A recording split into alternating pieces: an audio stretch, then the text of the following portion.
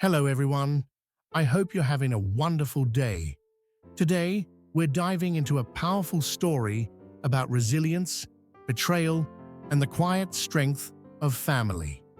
What happens when a woman who gave everything for love discovers her husband's devastating secret in the city?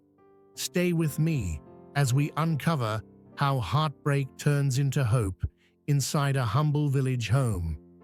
And if you enjoy emotional, real-life inspired stories like this, don't forget to subscribe to the channel so you won't miss any of our upcoming videos. In the pale, freezing light of early dawn, Huyen is already outside in the garden.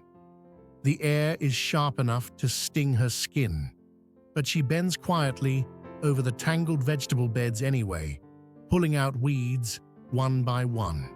Her fingers move fast, almost automatically, as she tells Auntie they should replant the patch with fresh spinach. The old leaves have grown wild, and if they don't fix it now, nothing good will come out of it. The cold slips through her thin layers of clothing, but she doesn't complain. Every morning like this feels the same, heavy, demanding, but necessary. Inside the house, little Maya is still asleep, worn out from playing too much the night before. Huyen glances toward the door and asks Auntie to keep an eye on her once she wakes up. She's planning to head to a distant orchard to harvest apples, and the thought of leaving Maya behind weighs on her heart. Auntie nods gently. Her voice carries warmth that almost fights off the chill in the air. She reminds Huyen how cold it's going to be today, telling her not to push herself too hard. The two women share that quiet understanding. No dramatic words, just mutual support built from years of shared hardship. Huyen talks about selling the apples at the market. If she can make a bit of profit, they'll have enough money to buy food. She even insists Auntie doesn't need to spend her own money on anything. Before stepping away, she reminds Auntie to pick the ripe tomatoes quickly before the mice get to them. There's always something to think about, always something that can go wrong if you're not careful. This new day feels like a turning point for Huyen. The morning fatigue slowly shifts into determination. She tells herself that even small earnings matter. Even a few thousand VND can mean warmth, a proper meal, maybe milk for Maya. Auntie agrees to sow the spinach seeds once the soil is ready. Huyen adds that she'll stop by the upper house later to cut some cabbage for Hanna. Even in her own exhaustion, she's thinking about someone else. The garden, covered in frost, feels symbolic of their lives, fragile, vulnerable, yet stubbornly alive. Every seed planted is like a tiny promise. Every weed pulled is a small act of resistance against hardship. Auntie reminds her to bring more rice for Hanna if she can. Huyen says she mixed in some glutinous rice too. It cooks softer and tastes better. They both know Hanna has been going through a terrible time. As Huyen prepares to leave, she pauses at the doorway. Maya is still sleeping, curled up under a thin blanket. For a second, guilt tugs at her chest. She hates leaving her daughter in this cold house. But staying won't put food on the table. Responsibility presses down on her like the weight of winter itself. Before stepping out, Huyen continues talking quietly with Auntie about Hanna. Her voice drops lower, heavier. She tells Auntie how Hanna once wandered into the forest for days, desperately searching for her husband, who had gone to the city. It was Auntie who eventually found her unconscious and brought her back. Hanna returned to the village carrying invisible wounds. Her mother-in-law showed no kindness. She worked alone, supporting her husband's trade studies, believing that once he learned a skill, their suffering would ease. She held on to that hope like a lifeline, but her recent trip to the city shattered everything. She found him with another woman. The betrayal broke something inside her. Auntie listens without interrupting. She gently advises Huyen not to push Hanna too much about it. Some wounds are too raw. Sometimes the best help is simply being present. Huyen nods, but her heart aches. She feels both anger and sorrow for Hanna. That shift from hope in marriage to devastating loneliness is something she understands too well. That's why she decides she'll invite Hanna to the market next time. Even if it's just selling apples or vegetables together, at least Hanna won't feel alone.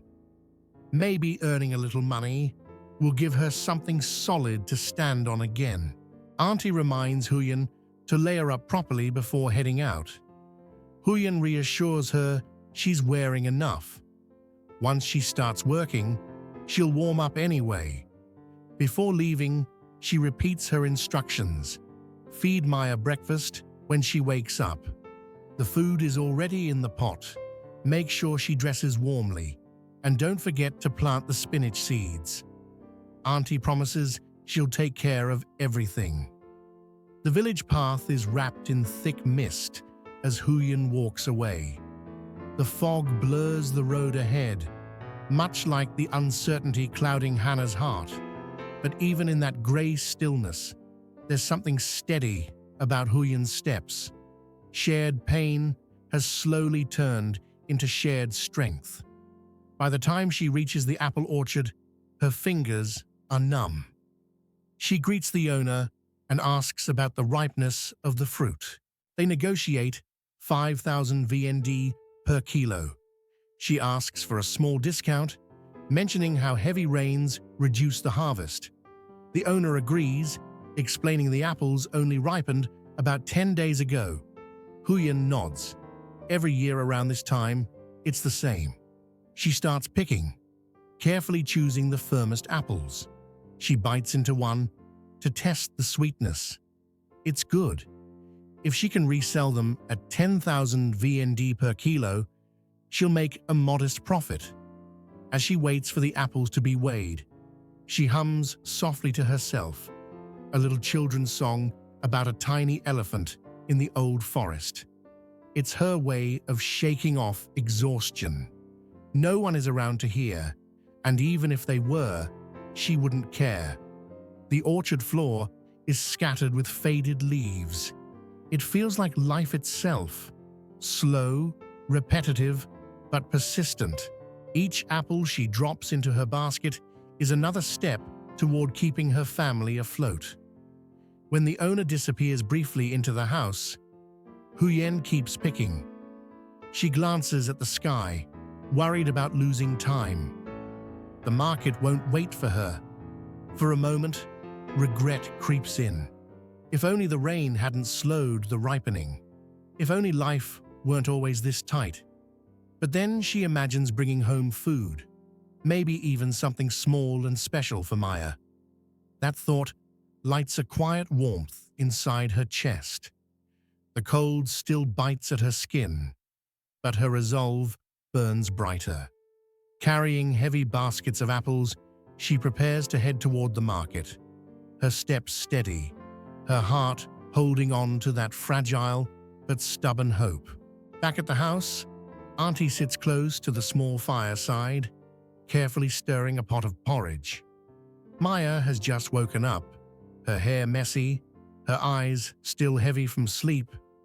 The little girl rubs her arms and asks why it feels so cold today. Auntie smiles and gently reminds her to put on her hat and scarf. Winter doesn't play around. Your mum left early to work, Auntie explains softly. She didn't even have time for breakfast. Maya nods, though a hint of disappointment flickers across her face. She asks about Uncle D and Grandma Hong. Auntie tells her they're working far away. And as for Grandma Hong, she reassures Maya not to be scared anymore. She'll speak to her if there's any scolding. Maya begins eating her porridge. After the first few bites, her face lights up.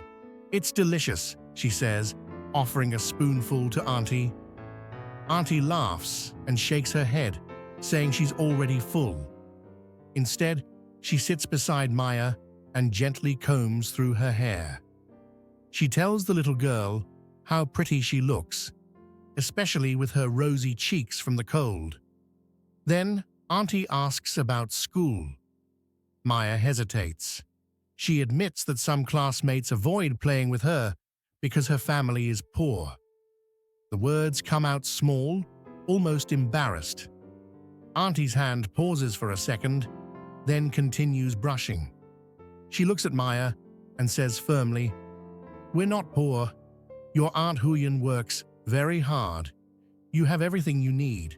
Sometimes children just don't understand." That reassurance shifts something inside Maya. Her shoulders straighten slightly. She nods again, as if choosing to believe it. To lift her spirits, Auntie suggests they go pick tomatoes together. Maya's eyes immediately brighten. They grab a small basket and step outside. The garden air is still icy, but under the pale sky, bright red tomatoes stand out vividly against green leaves. Maya gasps when she sees how big and round some of them are. She carefully twists one off the vine and places it in the basket like it's treasure. "These are so beautiful," she exclaims. Auntie smiles and tells her they'll help Aunt Huyen earn money, maybe even buy milk. Maya giggles at the thought. The simple act of picking tomatoes becomes something more. It's not just about vegetables. It's about reclaiming joy. It's about reminding a child that even if others whisper, her home is still warm. Auntie warns her to be careful, not to slip. When the basket fills up, they bring it back inside before the cold stiffens their fingers. What started as sadness has quietly transformed into laughter. As afternoon fades into twilight, Huyen finally returns from the market. The apple basket is lighter now, and she's carrying a small bag of groceries. Her face is flushed from cold and exhaustion, but her eyes brighten the moment she sees Maya running toward her. "Mama!" The hug feels like the first real warmth of the day. Just then, Hanna appears at the doorway. She says she just arrived to visit. Huyen asks if she received the cabbage and rice left earlier that morning. Hanna nods quietly. Huyen immediately invites her to stay for dinner. She explains she managed to sell the apples and bought a little extra food. At first, Hanna declines, not wanting to impose. But Auntie and Huyen both insist. They tell her family doesn't stand on ceremony. Eventually, Hanna agrees. In the kitchen, the atmosphere shifts. Hanna helps cut vegetables while Huyen prepares the pot. The simple rhythm of cooking together creates an ease that words alone couldn't. Maya runs in proudly wearing a warm jacket. She announces that Hanna bought it for her. Huyen gently reminds her to say thank you properly. Huyen then tells Hanna about the orchard and suggests that next time they could go together.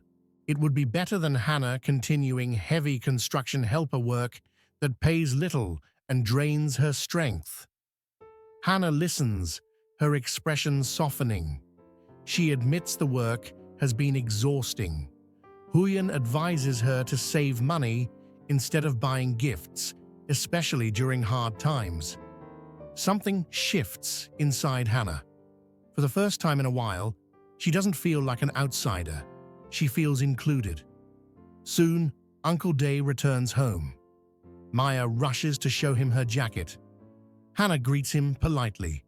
The house, once quiet and cold, now hums with life. Dinner is served: bone soup with cauliflower, steaming rice, and stir-fried vegetables. Uncle Day washes up and sits down. Huyen encourages everyone to eat while it's hot. Auntie gently tells Hanna not to feel shy. "Just eat naturally," she says. Hanna looks at the table and admits it's been a long time since she shared a meal like this. They pass dishes back and forth. Hanna serves Grandma first. Uncle D comments that hot rice tastes best when you're truly hungry. Maya excitedly invites everyone to eat more. For a moment, Hanna goes quiet. She whispers that she wishes she had a family like this. Huyen pauses and looks at her. She confesses that once she also felt lost and alone. But things can stabilize. It takes time and strength. Even the small dog, Bibi, whines nearby. They laugh and feed it scraps, reminding each other to keep its pen warm at night. The meal continues with easy conversation. The clinking of bowls and chopsticks feels comforting. Slowly, Hanna's earlier heaviness begins to ease. She's still carrying pain, but now it's shared. As the night deepens, the meal winds down. Huyen gently advises Hanna not to overthink her husband's betrayal. Focus on earning money. Focus on rebuilding. Hanna thanks Uncle Day and Auntie sincerely for everything they've done for her. She admits she hasn't been able to repay their kindness. Uncle Day shrugs it off. Family doesn't calculate debts. He asks if Maya behaved today. Maya quickly boasts that Hanna came to visit. Everyone laughs. Before heading inside, Uncle D compliments Maya's jacket again and asks where it came from. She proudly points at Hanna. Back at the table, they share the last of the soup. Hanna asks Uncle Day if he's tired from work. He replies he's used to it. In that small, dimly lit home, something important happens. The weight of loneliness doesn't disappear, but it shifts. Hanna's journey moves from pure heartbreak toward cautious hope. Huyen's exhaustion softens into quiet pride. Maya's insecurity fades into belonging. Outside, the winter night remains cold and unyielding, but inside, warmth lingers. The modest home, filled with simple food and honest conversation, becomes proof that even in hardship, connection can be stronger than despair. And as embers glow faintly in the hearth, each person carries into the night a renewed sense of resilience. Fragile, perhaps, but real.